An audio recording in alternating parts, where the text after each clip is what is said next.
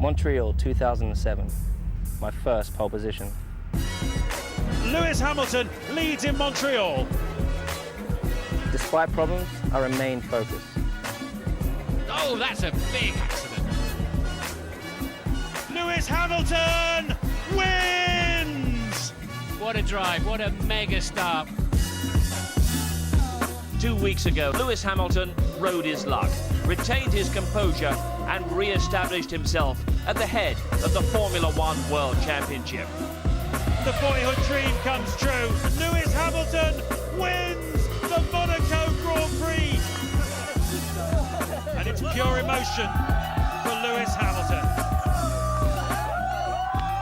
The Canadian Grand Prix, round 7 of the Formula One World Championship, and it's hard to imagine Lewis Hamilton in a more positive frame of mind. Not just returning to the circuit where he claimed his first pole position and his first Grand Prix win, but also coming here 2 weeks after a sensational victory in Monaco, which has put him back on top of the Drivers' Championship.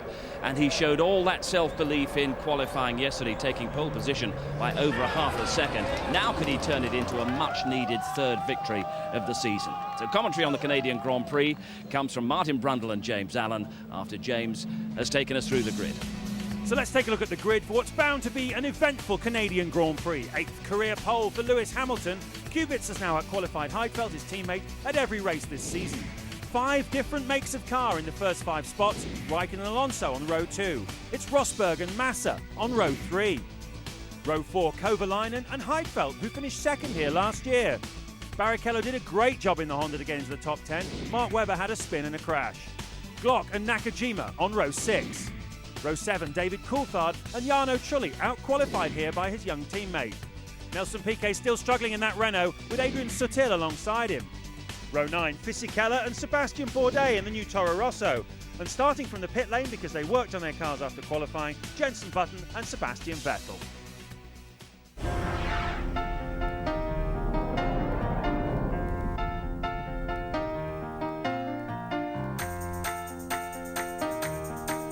We're at magnificent Montreal, and for this week's track guide, I'm delighted to tell you we have Lewis Hamilton, the current World Championship leader, to tell us exactly how to drive this racetrack.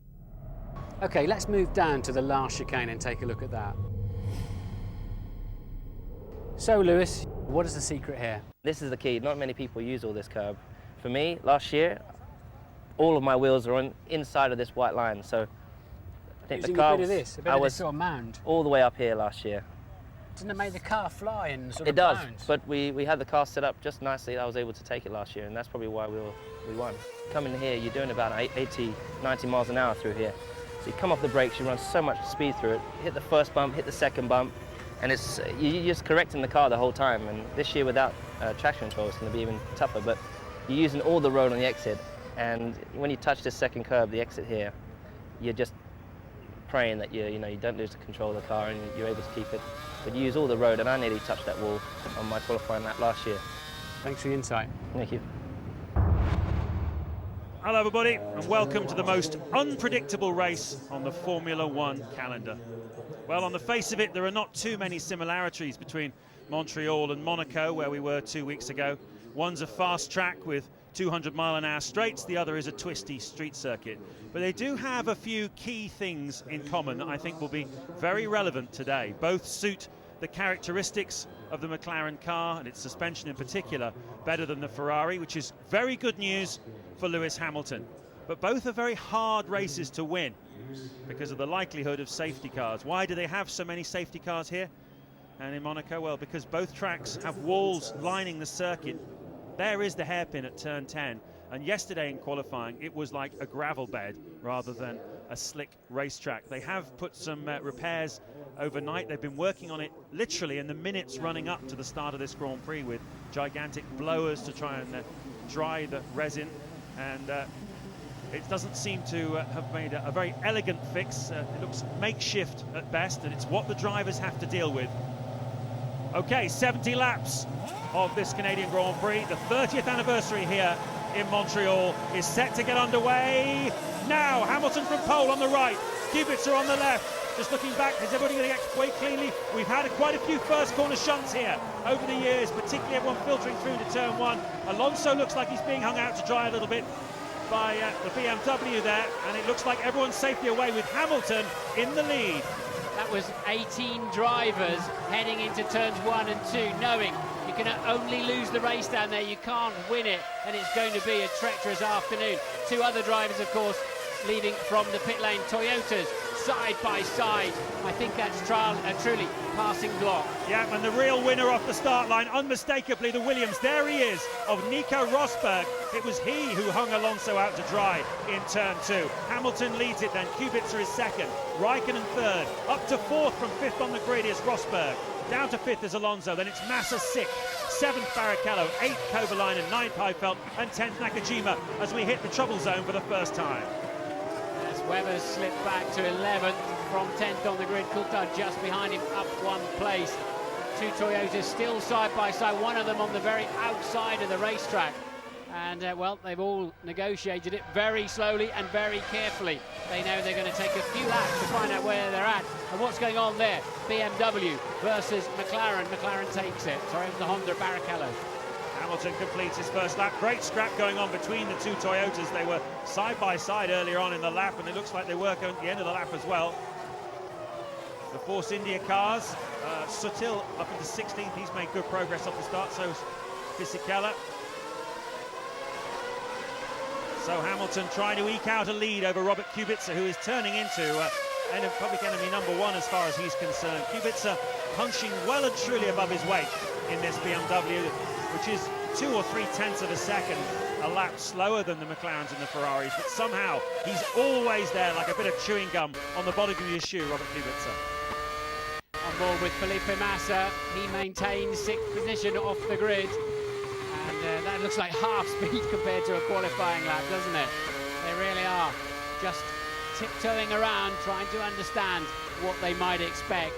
And of course the track will be stable in the early phases, but as soon as they start with the traction zones, the braking zones, with the downforce of these cars at 200 miles an hour, they've got several hundred kilos of downforce. Then the grip of the tyre, it's ripping the surface to shreds. Well, Rosberg has had a terrific start. He was looking very racy in Monaco 2 weeks ago before he hit the barriers. He was actually hospitalised by that accident, spent a few hours being checked over in Monaco hospital before being released, and he's come here this weekend. He's been right on the pace in this Williams. This is a circuit which Williams have always gone well at, and after a tremendous start he finds himself up in 4th place. Wide there for Rosberg in turn 1. Sorry, that is Nakajima, I'd imagine, back there with Webber and Coulthard chasing him down. A little bit wide, got away with it, did not lose a place. Let's see how Rosberg did it. They all got away pretty well, didn't they? A little bit of 4 abreast at the back of the field. Look how tight it is. Down into turn 1. Perfect start for Hamilton in the front. Went across to cover Kubica off. Kubica was busy, though, with holding off the Ferrari and braked much later into turn 1. Almost hit Lewis from behind, and this is where Rosberg did it around the outside of turn 2 and got a very good traction there. That might be a good line later on. Here's another angle of it. Alonso's out wide in 1. Rosberg will go around the outside of him here, and it's really interesting to see just how much grip and traction Rosberg finds on the outside of that corner. Great driving from everybody. Yeah, another driver who made up a place, Rubens Barrichello, who took that 8th place away from Nick Heidfeld. So Heidfeld drops down to 9th place as Hamilton hammers in a lap in the low 1 minute 18s, 4 tenths of a second quicker than the pursuing Robert Kubica. So there's the confirmation of who's up and who's down. Nakajima, as we said before, keep an eye on him. He always seems to end up there or thereabouts. And he's having a terrific debut season, the young Japanese driver. Hamilton, Kubica, Raikkonen, Rosberg, the top 4 then. Alonso, Massa, Kovalainen, Barrichello in the points-paying positions at the moment. Then it's Heidfeld, Nakajima, Webber is 11th. David Coulthard is in 12th place, where he started. And Jenson Button, having started from the pit lane, is 20th and last at the moment.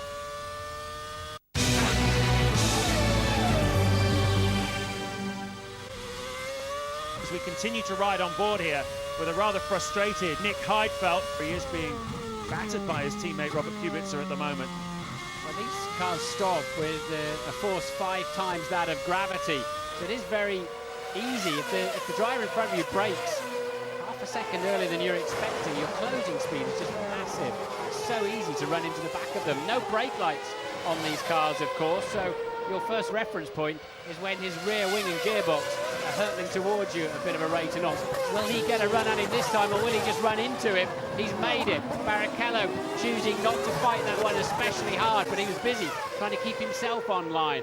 So Heidfeld then critically into 8th place, critically for him anyway in his Grand Prix afternoon. Barrichello down to 9th, now being chased by Nakajima, Webber and a slightly distant Coulthard there. Yeah, he really needed that, Nick Heidfeld. His car is faster, the BMW, much faster than the Honda anyway, but particularly that he's carrying less fuel than Barrichello. That's a pass. Piquet just had a better slingshot out of the final chicane down the pit straight and put the pass on Glock. So a great fight going on there between the two Toyotas, Truly and Glock. Piquet and Sutil hanging on in there as well. As we ride on board with Piquet in this replay, and that's how he did it. Yeah, quicker off the corner. It's Glock in the Toyota, and now he has the racing line. He has the ideal position. Glock tries to brave it out around the outside. Piquet runs him out of road, which is absolutely fair, reasonable, and to be expected. Well, something rather interesting going on at the back as we look at the end of that replay. It was Jenson Button who started from the pit lane, if you remember, just behind Sebastian Vettel in the Toro Rosso. Well, Vettel is pulling away from him. He's 2.3 seconds in front of him now, and he's also got in front of his teammate Sebastian Bourdais. So there's another Toro Rosso between Button and Vettel, who started in exactly the same place as him on the racetrack. So Button having a difficult afternoon here. Piquet Jr. fancies one of the other Toyotas now, Truly positioning his car very well indeed, and unless he goes in too deep, which will give Piquet the chance of a switchback, but Truly much too wise an old fox for that. Another great fight out there we haven't seen much of. Here's one here. It's Nakajima, Webber and Coulthard running in very close order. But Alonso and Massa, 5th and 6th. And Massa's quite a bit faster than the Renault. He just cannot get past. And I'd imagine there's two drivers on a different strategy as well. Hopefully we can pick that one up. And Piquet dives up the inside of the Toyota, nerfs it out of the way. It's very slippery around the outside of that hairpin, but he makes it stick. Nice job. Yeah, well, it was slightly agricultural, but then again, so are the track conditions down there at the moment. But Nelson Piquet showing himself to be a bit of a racer just when he needed to. He's up past Trulli into 13th place. He's a good distance behind is Nelson Piquet, and Truly kind of saw him coming, and I think he committed to that move, and he had to either run into him or it was over, really. And so he aimed as you do. I mean, hits connecting up tyre to tyre like that is not entirely coincidental. It's something you very much aim at. So, yeah, Piquet, he's not really catching Coulthard though. He's 7.3 seconds behind him. Coulthard just a second behind his teammate. They're all running in the 1:19s. But Hamilton in the 1:17s. His lead up to 6.2 seconds. Make that 6.8. Oh, there's someone in the wall. Yeah. Adrian Sutil, he did it last year as well, went into the wall.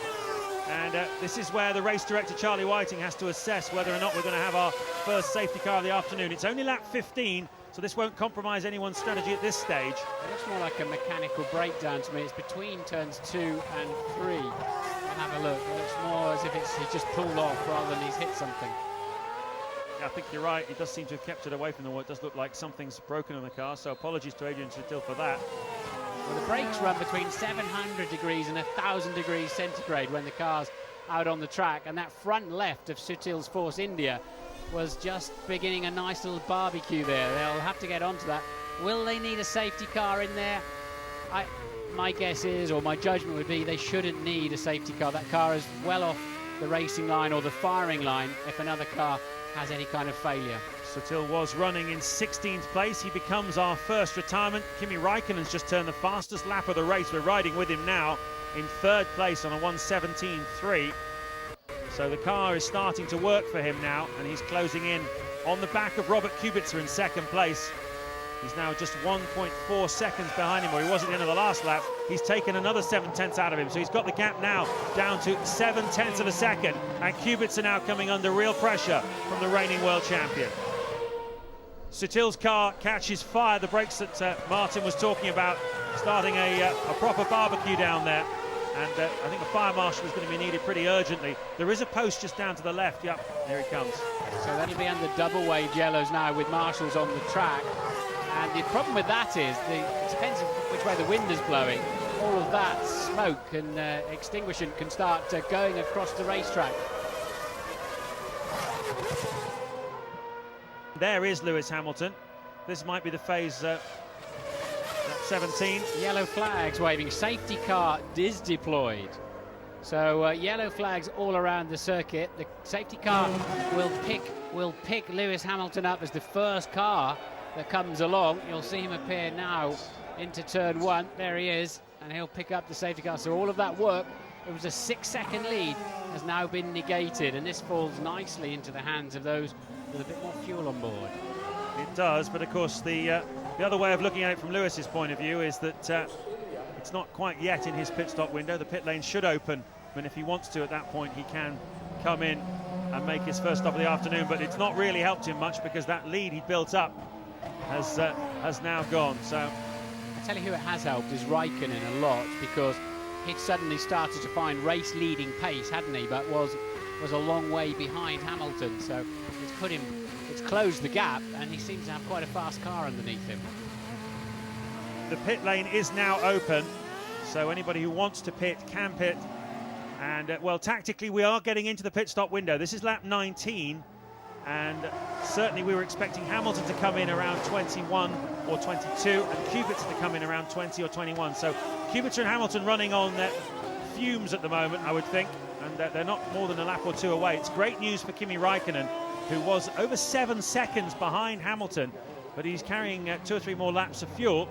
That will give him a big advantage. Of course, Hamilton's going to have to make a pit stop fairly soon, and the field will be bunched up. So when he rejoins, and same for Kubica, he's going to be much further down the field than he would have done, because the field had spread out quite a lot before this safety car was deployed. This afternoon has just become a whole lot more complicated for Lewis Hamilton. Yeah, they'll be frantically recalculating, because it takes about a second per 13 litres to refuel the cars.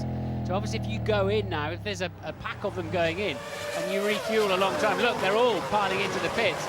It's a really difficult decision as to how much fuel do you put in and how long are you going to keep your car stationary. Ted is there. Yeah, let's find out. So it's for Lewis at McLaren. So the race leader comes into the pits, the soft tyres come off, and what are they putting on? Another set of soft tyres, so that's all going fine. But the Ferrari of Massa also in, as is the Williams of Rosberg. Lewis gets away, and that looked like a fairly heavy fuel load, I must say. The fuel hose was on for a good 8 or 9 seconds. Oh, no, but the pit lane's closed, and Hamilton has hit the back of Kimi Raikkonen. Presumably the red light was on. It's green now. I'd love to know whether it was red when Ferrari stopped, but Hamilton has smashed into the back of Raikkonen on their way out of the pit stop. Rosberg is trying to find a way through. Has he sustained any damage? And that is an unbelievable thing to happen in this Grand Prix. I said this was the most unpredictable race of the year. It always is. And can you believe it? Hamilton, who was on target 6.8 seconds clear before this safety car, is now unstrapping his belts, and he's going to kick something very, very hard. What I suspect happened there is because the red light is on at the end of the pit lane until the safety car and whatever snake's left behind it has cleared the end of the pit lane, which is out there at turn 2. I suspect we'll wait and see that Raikkonen was waiting at the red light and Hamilton wasn't expecting it. That's what I imagine, that Lewis has made an error there and that Kimi was diligently waiting for a red light. Well, we have seen Montoya and Massa both be disqualified here in Montreal in the past, do you remember, for driving out when the red light was on. It is something that, because we get so many safety cars, it's always a risk. Hamilton, clearly unsighted, hasn't realised what was going on. Let's see if we can work it out. Right, they're queuing, they've been queuing. Kubica has jumped Hamilton first of all, look at that. He has. Look, they're both waiting for the red light, and Lewis comes steaming in, as does Rosberg, and loses his wing as well. And Kubica, look, there's the red light waiting for them. They were doing the right thing, and those behind were not expecting it. That's because the pack of the field had not cleared the end of the pit lane, which is highly unusual here. We always feel that they seem to keep the red light on a long time, and Lewis is like, what was that? What are you doing? Well, the red light is reasonably high up, as Lewis walks back. He knows it's his mistake. He knows it's a mistake that's cost him quite dearly. It's also taken out his main championship rival, of course, Kimi Räikkönen. But I think he must have seen Kubica going past him and thought, I've lost the lead here. Yeah, they obviously fueled the McLaren longer, but the team will have to take some of the blame for that, because they can, you know, they should be on the radio saying, mind the red light, wait for the red light, because it's happened here at least twice before. And Rosberg looks as if he really could have stopped almost, but somehow or other couldn't find the bite in the front tyres to avoid the incident.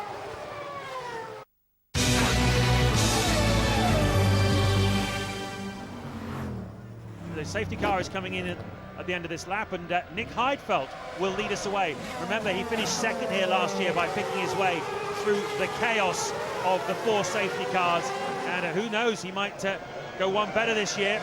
He certainly leads us away anyway. It's Barrichello second for Honda, the highest place they have been all year. Nakajima third for Williams, Webber fourth, fifth is Coulthard, sixth Jarno Trulli in the Toyota, having been nerfed by Nelson Piquet earlier on, now finds himself in a good position.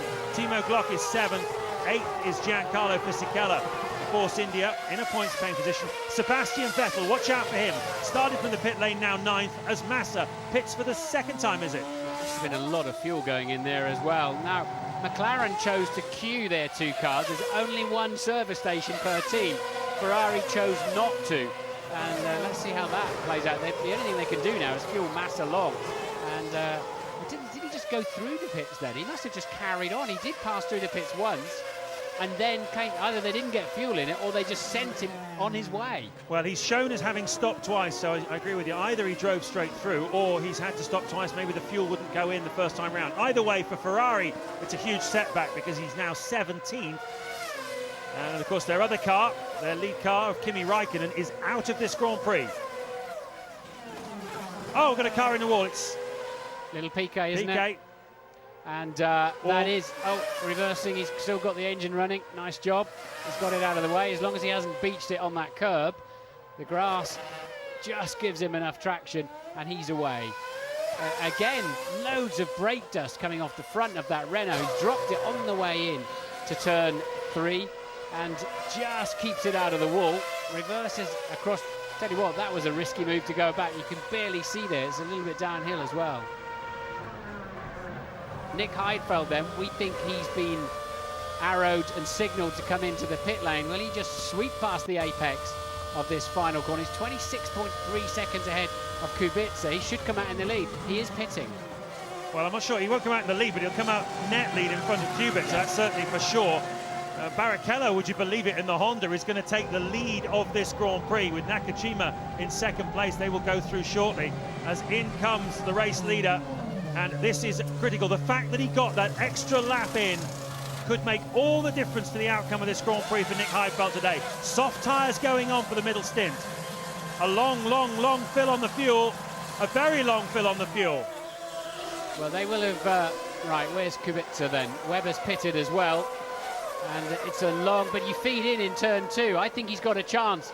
It's going to be very close, but he's got a chance because you're at speed when you get there. Go, go, go, go. He can't find the grip on the outside. There's loads of rubbish out there. He couldn't find the grip. He's done it, though. He's out in front of his teammate, and Kubica's heart will sink because he knows that he's soon going to find out from his engineer that Heidfeld took on 12 seconds of fuel. I don't know, we'll get the calculators out. Well, that's fine. It must be enough to get to the end of this race. So that's the last thing Kubica needs, because he's got to make another pit stop, and he's stuck behind a very, very heavy teammate.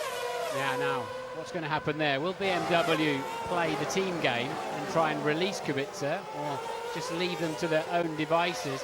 Kubica probably knows that this early phase, while Heidfeld's car's fat, is his best chance, but you've got the same aerodynamics, the same engine power, you've got the same performance. How do you pass him? Although your car's a little bit lighter, what you can't do is run into him, of course. So here's the headline. Coming across the line to lead is Rubens Barrichello in the Honda. Most experienced man in Formula One. And, well, the way that Honda started this season, who would have believed that at any stage of the year they would lead a Grand Prix? But things are starting to come together a little bit for them. They've ridden their luck here, and by no means does this mean that they're going to win the Grand Prix. But nevertheless, Rubens Barrichello has the satisfaction of leading back as Kubica goes up the inside and takes that place away from Heidfeld. And that's Alonso behind him. Yeah, I mean, we believe this is net for the lead of the Grand Prix when all of the pit stops have shaken out, and that was a critical pass for Kubica. Was Heidfeld instructed to ease his way through there, to let his teammate through? Now, the next instruction will be hold up Alonso for as long as you can. Okay, that was formation flying. He had, because he's on a one or a non-stopper to the end of the Grand Prix, Heidfeld did not fight that. He's allowed his teammate to go through and positioned his car so that he can then fend off Alonso. So I'm pretty sure that was team play. Yeah, BMW know they've got a great chance of winning this race, but they also know they've got a great chance of getting a 1-2 finish. Half distance in this amazing topsy-turvy Canadian Grand Prix. Rubens Barrichello in the Honda has been leading. He has just pitted, and that means David Coulthard, you just saw, has gone through in the lead of a Grand Prix. He hasn't won one for, I have to get the stats book out, it's something like 120 races or 110 races, something like that. Either way, he's in the lead right now. Lewis Hamilton, who led from pole position, was involved in an incident earlier on where he crashed into the back of Kimi Raikkonen at the pit lane exit, because the red light was on to stop the cars from going out on the track. Hamilton didn't see it or didn't know about it, smashed into the back of Raikkonen, eliminating both cars. Rosberg knocked his nose off in the process, and that's really compromised his afternoon. We've had Nick Heidfeld leading this race, and he certainly looks a very strong contender for victory this afternoon. So too does Robert Kubica, who's lying in 5th at the moment. And we're just working our way through the final round of first round of pit stops at the half-distance stage. Coulthard, Trulli, Glock and Vettel, the 4 cars who have yet to make their first stop in the afternoon. When they do, that will put Robert Kubica into the lead of the Grand Prix. We're going to have, I think, Martin, an unlikely, or certainly possibly, a first-time winner here this afternoon. Coulthard pits then from the lead, a 13-time winner. He'll be pleased to be P1 there, but where does he feed out? Interestingly, he's 25-26 seconds clear of Kovalainen and Alonso. He might just feed out right into the middle of that enormous squabble. Soft tyres going on, surely they'll fuel him to the end, so it'll be a long, long stop. There we go, away. It's 91 races since Coulthard last had a victory, but it must have been felt good to him to lead. Jarno Trulli now leads the Grand Prix with Timo Glock in 2nd place and Robert Kubica in 3rd. Look at that, he's going to be in front of Heidfeld. Mind the marbles down there. Do you see this? Very, very slippery. Brings it to the inside just about, and that has worked perfectly. Nakajima puts a move on Jenson Button. Oh, no, he doesn't. That was a bit awkward, and there's a Ferrari behind him of Felipe Massa. Massa looking to the outside line then, into 1, takes the place. Lewis, it looked to us like you just didn't see the red light at the end of the pit lane. Would that be fair to say? Well, I don't know really what happened, to be honest. I was comfortably in the lead. It was looking like it was going to be an easy win. We got into the pit stop. It wasn't a great stop.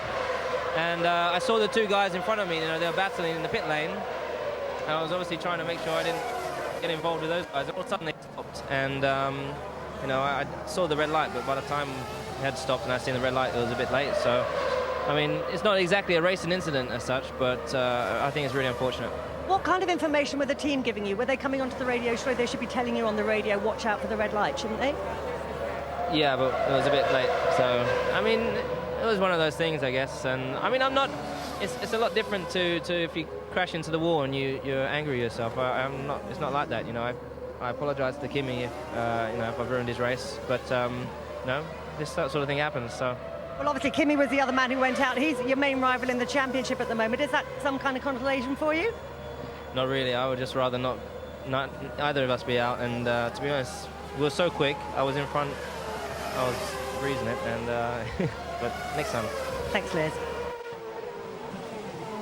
So Kubica leads it. Alonso really wants to get past Nick Heidfeld. Oh, he's in the wall. Alonso has lost it right behind Nick Heidfeld.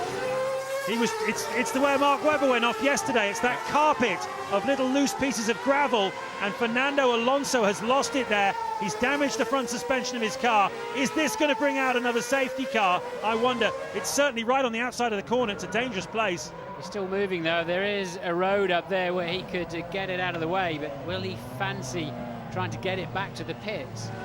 It's in neutral at the moment. It's certainly, they'll be able to clear that one quite easily, I think. So, yeah, the first man then to actually arrive at the wall, picking up some of that debris that's beginning to build up. Alonso down the safety lane then. Is he still going, mate? I finished my gearbox. It's finished with the gearbox. Let's have a look and see what it is. Look, the back end just steps out. He was on the racing line. Just exactly the same that happened to Webber yesterday, and the drivers have been bitching so hard. Look, the back, he got a bit of oversteer, and that stepped the back out onto the marbles. And that is a two-time world champion suffering that misfortune. The track breaking up down there at turn 7, as it was yesterday. This is Nakajima, I believe, hitting the back of one of the Hondas, and that's brought him into the pit lane. There you can see he's on the outside of the pit lane entry. The front wing has got tucked up underneath on his way in, so that's bad news for Kazuki Nakajima. So just to spell the story out here, Kubica is leading by 23 seconds from Nick Heidfeld. He's pushing very, very hard to make sure he has enough of a margin that when he makes his second and final stop, as Nakajima we see coming into the pit lane, when Kubica makes his second and final stop of the afternoon, he rejoins in front of Heidfeld. He's almost there now. Right, so Nakajima then gets up on top of his own front wing and toboggans into the pit lane. They'll have to move the cones in case anybody else, which they've now done, I can see out of the window, in case others need to pit stop.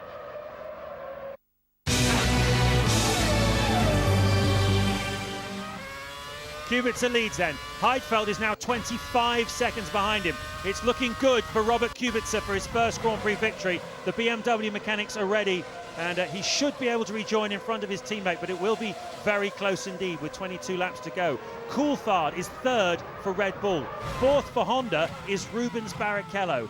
Fifth for McLaren is Heikki Kovalainen, just 0.3 of a second behind Barrichello, with Felipe Massa tucked up behind him. So there's plenty of action to come between the Ferrari, McLaren and the Honda, I think, in the closing stages of this Grand Prix. Jenson Button 7th, 8th is Mark Webber, 9th is Timo Glock. And will he go into the pit lane? Yes, he does. From the lead, he had 25.1 seconds. So let's say it's about 26.5 seconds by the time he finished that in lap. And into the pit, he should just exit into the lead ahead of Heidfeld. Coulthard's 5 seconds behind Heidfeld in a comfortable third place, with Barrichello as ever with a traffic jam behind him in fourth. On go the soft tyres, all very calm in the BMW pit.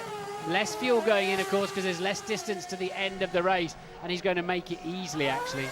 Yeah, there goes Nick Heidfeld down across the start-finish straight, and it's looking very good here for a 1-2 finish for BMW.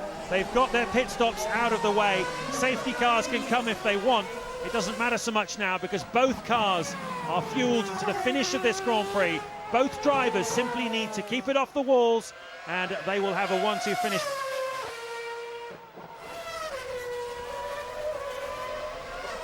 Barrichello's constantly had company, hasn't he? Through the, and look at that, that's a very good slipstream going on there, and Kovalainen has done it. Can he keep it inside? Here comes the Ferrari of Massa. I'll have a bit of that, and 2 places as Kovalainen on the marbles on the outside of the corner cannot find traction. What a brilliant move there from Massa, and that releases him and Kovalainen, and straight down now towards Coulthard, who's in third place. Now we're going to see a battle. We certainly are. There's a chance of a podium here this afternoon, definitely, for Felipe Massa. We'll see what the margin is between Coulthard and Massa. He goes through now 7.9 seconds with 19 to go. It's a Ferrari chasing a Red Bull. You've got to bet on the Ferrari there before the finish, but Coulthard, he will take some passing. The Ferrari fans haven't had much to cheer so far this weekend, but they like that one. Great move by Felipe Massa. He's up into fourth. Kovalainen is 5th. Barrichello and Button for Honda are 6th and 7th. Yeah, Kovalainen got it all at sea. He got a beautiful slipstream, textbook manoeuvre. Then he gets onto all that slippery stuff into the middle of the track where it's full of marbles. And Massa just drives it right up the inside. And still Kovalainen can't find any traction out there, look. Look at this. It's the only thing he could do, really. He's either going to hit the Honda. And a tremendous piece of driving. And that has transformed Felipe Massa's afternoon. In comes the Ferrari. Button and Webber also all pitted. Kubica, Heidfeld and Coulthard stayed out. Well, that's a surprise. The strategy has worked out very well for BMW with Kubica and Heidfeld. It's caught out Ferrari, though, with Massa, and it just shows you how it can turn on the smallest thing.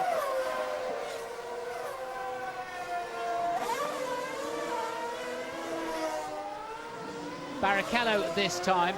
He's fourth. He was P4. Now, did that let Glock or Trulli through? There is the Toyota. Yes, it did. It let one of them through. What about the second one? Glock then goes into 4th. Trulli as well got through. Massa then having a go at Barrichello. That is for 6th place. That stuck well, didn't it? The Ferrari's been quick. I mean, Raikkonen was looking quick before he had that pit lane incident with Hamilton. And Massa's had 3 pit stops. One of them when the team tried to refuel him with his teammates' refueling rings, so he had to go out and come back in again. Barrichello then has slid from 4th place a couple of laps ago down to 7th place now, so points eking away there. Teammate Jenson Button is down in 12th spot, having had to make that extra pit stop just a few laps ago. So it's what was looking quite promising for Honda is now looking decidedly less promising.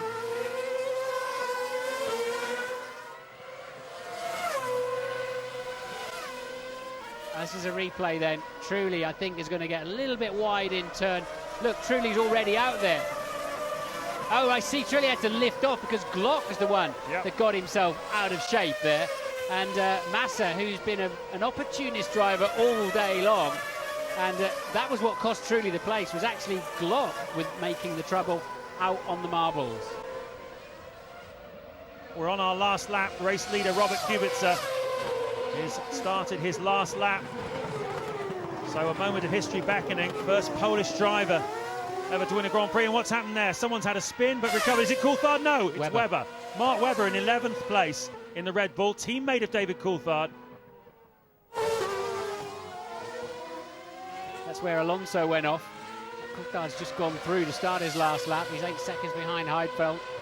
And Massa all crossed up underneath his hair, desperately trying to get at Timo Glock. Glock is not succumbing to the pressure at the moment and maintains 4th position. Kubica then with really not too much to do. This is where he had his enormous accident last year that many people thought might have killed him. He went on his head at 185 miles an hour. It put him out for a race or two, but he bounced back. This season he has been flawless. He's been on the podium on 3 occasions already. He's yet to unlock the first victory, but it's coming now here in Montreal, where Lewis Hamilton took his first win 12 months ago. Robert Kubica heads a BMW 1-2. Robert Kubica wins in Canada. He takes the lead in the Drivers' World Championship, and a star is well and truly born.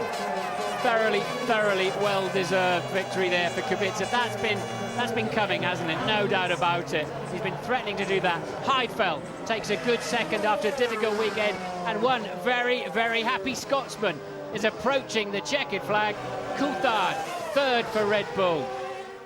Glock is going to finish 4th and hold off Felipe Massa, and that's significant for the Drivers' Championship as well, because that means that Hamilton and Massa will be tied on points, but Kubica will take the lead. It's a BMW 1-2 in Montreal. They move 17 points clear of McLaren in the Constructors' Championship, just 3 behind Ferrari. And that is Robert Kubica, who has won his first Grand Prix in only his 28th Grand Prix start. Polish flags fly in Montreal. A lot of Polish people living in Canada. Well, Brad Pitt, he ain't, but he's one heck of a fast racing driver. And another flawless drive from Robert Kubica. The track may have fallen apart here in Montreal, but Kubica kept it all together. He leads the Drivers' World Championship. Fantastic day for for me, for the team, with achieving 1 and 2. Fantastic day for everybody who has worked for this success, and yeah, thanks to BMW Sauber that they provide me the car which I was able to win here in Canada. Of course, it was the best chance I ever had so far to win a race. I was sort of leading the race in front of Robert with no more stop to do. Well, no matter if I would have been on a 1 or 2 stop, I think the result could have been very good. Obviously delighted to get a podium for the team. They had a lot of work on in the previous races. And you can expect some unusual results here in Canada. We fueled it long and expected the incidents would be on track, but clearly a few of them were in the pit lane. But nonetheless, the strategy worked well. I was the last to stop, and yeah, all credit to engineers and mechanics and everyone back at Red Bull.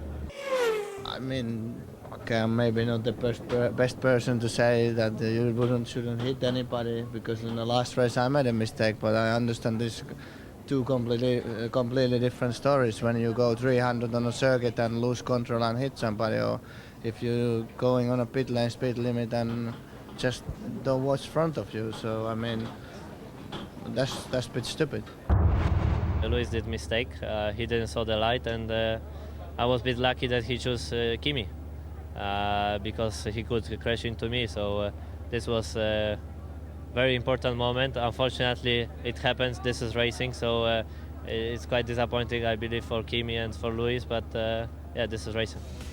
So the Canadian Grand Prix maintains its reputation for springing surprises, but no one could have predicted this result. A maiden victory for Robert Kubica. And not just a maiden win for BMW, but Heidfeld making it a 1-2. And then David Coulthard with his first points of the season and his first podium for over 2 years. The other point scorers, Timo Glock, Felipe Massa, Jarno Trulli, Rubens Barrichello, Sebastian Vettel. And Kubica now taking the lead in the Drivers' Championship by 4 points from Lewis Hamilton and Felipe Massa, who are locked together on 38. Raikkonen, the world champion, 3 points further back with 35. And BMW moving above McLaren in the Constructors' Championship and putting pressure on the leaders Ferrari, who are now ahead by only 3 points. But Mark, let's first of all pay tribute to Robert Kubica, who has been threatening this for a while. Fantastic win for Robert, well deserved as well, for BMW as well. I mean, they've been knocking on the door for so long. But you have to say, you know, the young guy has come along from Poland and he's put his name on the map and definitely leaves here leading the World Championship. What more could you dream of? But you have to say it should have been Lewis's. He conceded the point that he was cruising to victory and has to hold his hands up for what happened in the pit lane. I think so. I think, unfortunately, just circumstances here. The pit lane gets opened and the two guys lead off there, Raikkonen and Kubica, with the Ferrari and BMW. The red lights are on at this point, Steve. And unfortunately, Lewis Hamilton's not reading that situation, or maybe doesn't even get the information from his pit. See those red lights on the right-hand side? Both those cars are stopped there. The procedure here is the safety car has to go by. All of the cars behind the safety car will also trail by as well. Once they pass that pit lane exit, then that green light can come on. And that's procedure. There's nothing more to say on that basis. All of the teams should have known about that. And I think Lewis maybe just was in the heat of the moment, didn't quite read what was going on, and just misread it. Should something more be done about safety car procedure? All the teams fear safety cars coming out, and the consequences are felt in the pit lane and out on the track as well. Well, you know, there is a movement at the moment to change the safety car procedure, and I think it will come into place maybe at Magny-Cours, but unfortunately we've had the same procedure here for this race this weekend, and it's caught a few people out. That kind of thing doesn't happen very often, but as you can see, the consequences were dire. Lewis out, Raikkonen out, and it was then BMW's race. Who would win, Heidfeld or Kubica? Well, I think Nick Heidfeld's a little bit unfortunate in the situation because he did have good pace, but it wasn't quite as strong as Robert Kubica. This looked a very easy move to be, and I'm not too sure whether BMW gave a little heads up to Heidfeld to say, let Kubica go by, your teammate, because it was a very easy move and he gave him the racing line. But saying that, I think Robert was well deserving because the pace was there from the weekend of qualifying. He was on the front row, and during the race his pace was exceptional. And they were determined to hang on to that 1-2. It was so important to BMW, not just the first win, but a 1-2 as well. Oh yeah, I think great result for BMW. They've been, you know, taken over the Sauber team, a little team, and they've put it to prominence now. They're a Big Four operation, and I think, you know, they've done an outstanding job. They will win more races, that's for sure. Today maybe circumstances led their way, but they will win on merit. Move of the day, that came from Felipe Massa. How much was this to do with track conditions, though?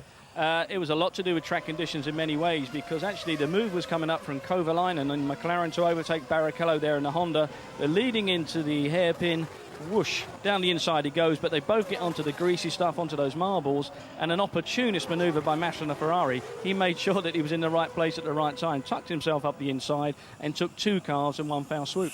And a final word for David Coulthard back on the podium. What will this do for his future career prospects? I think impeccable timing by DC. He always seems to get the result when he needs it. And David actually done a great job. I think Red Bull will be very happy with that. That's both the podiums Red Bull has scored now by David Coulthard. And that's experience paying off. He knew the circuit well. He knows his place. And to pick up a podium position in the Red Bull, great result. But the World Championship wide open. Can Kubica win it? I think there's a possibility, but I think it's a slim one. I think McLaren and Ferrari are both strong. BMW have to do a lot of work, but boy, oh boy, they've got a great guy behind the wheel. Thanks very much. Fascinating Canadian Grand Prix. Before we go, let's give you one more chance at our ITV F1 competition. This weekend, we're giving you the chance to win a VIP trip for 2 to the Santander British Grand Prix on the 6th of July, where you'll watch the action just feet away from Beckett's Corner.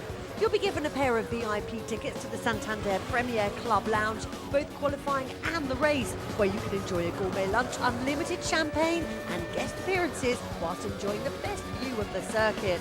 You'll also have transport to Silverstone from anywhere in the UK and accommodation on Saturday night. Here's Lewis with the question. If you want to win a fantastic trip to Silverstone this year, courtesy of Abbey and Santander, just answer the following question. Which of these is a famous corner at Silverstone?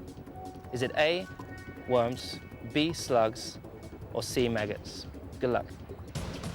Just give us the correct answer and you could be on your way to Silverstone. To enter, call 0901 293 2020. Calls cost £1 from a BT landline. Calls from other networks may be higher and from mobiles will be considerably more. Or text the word F1 and your answer A, B or C to 63337. Text costs £1 plus 1 standard network rate message. Digital, satellite and cable viewers can enter by pressing their red button now. You can also enter for free at itv.com. Entrance must be 18 or over and lines close at 5 p.m. on Tuesday the 10th of June. Entries made after closing won't be counted but may still be charged. So good luck with that. Next stop for us is the French Grand Prix in 2 weeks' time, and I wonder what surprises lie in store at Magny-Cours, because we've had enough here at Montreal to last an entire season. And Robert Kubica, who nearly lost his life here a year ago, has led home an historic BMW 1-2 in the Canadian Grand Prix. Goodbye.